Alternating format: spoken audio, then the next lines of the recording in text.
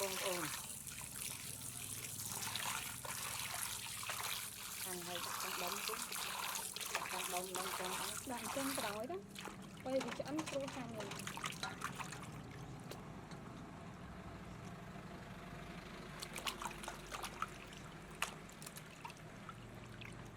cà phê với xa đó không nó biết ai vậy hay có cây liêng xa mà cái thôi xa để bạn cái xa lưng nó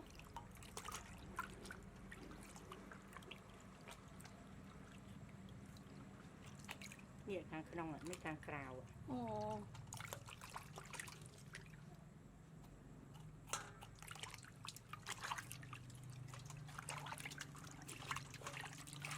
cho bánh bánh lên mà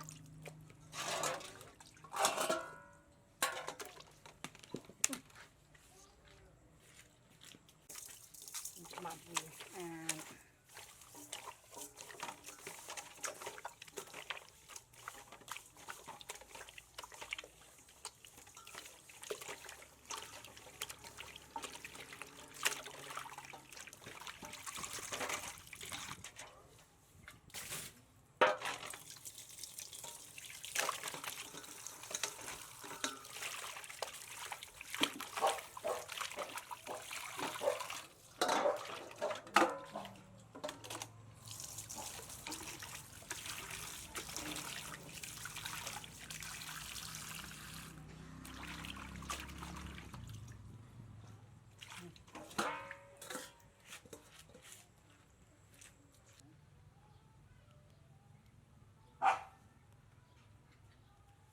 ôn dương bật cắt lớn với súp cà phê chiru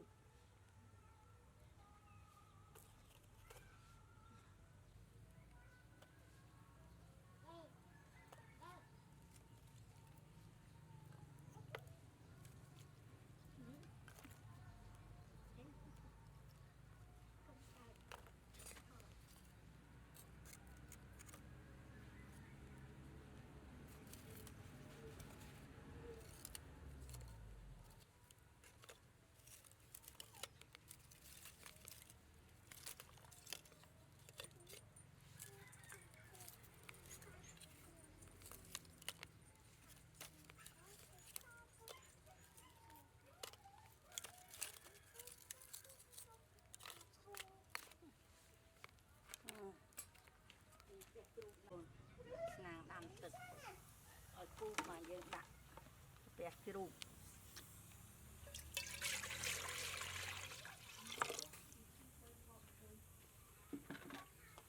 tên man dương đặt kêu đặt khâu mời à phun vào bông ôn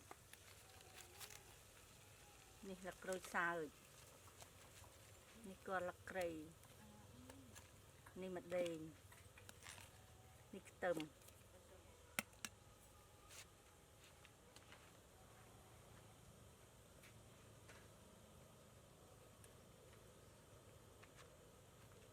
เนี่ยนี่กระเปียกจุกเยอะเลยทมมาเนี่ย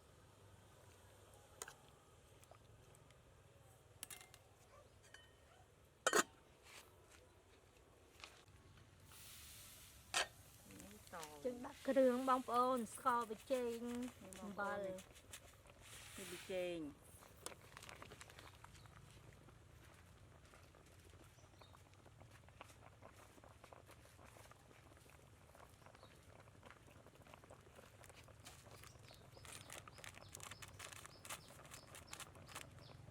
นี่บาร์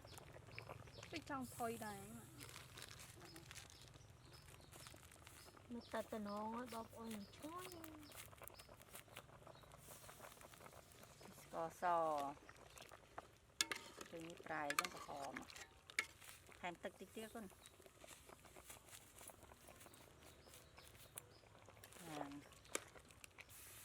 เอาอย่าบอกอูจำนะติ๊กติ๊กถอยยำไปได้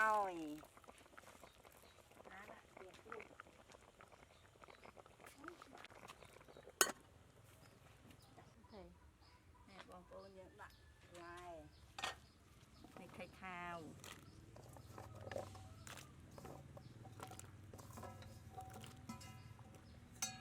พอติดสันมันยังหนักไป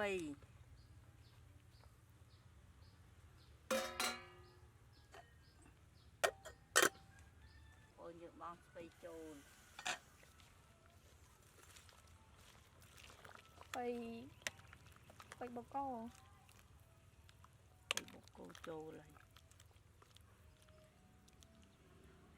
bay ăn Ôi bay vậy.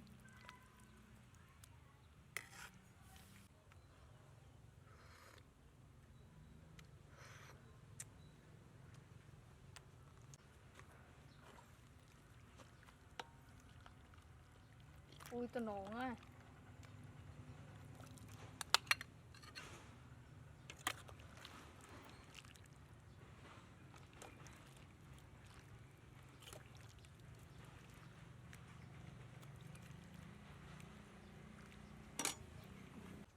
bông ôn sụp dương cho anh này ngon thì hộp ngắn nha nè mà xạ mưa hộp tầng ở này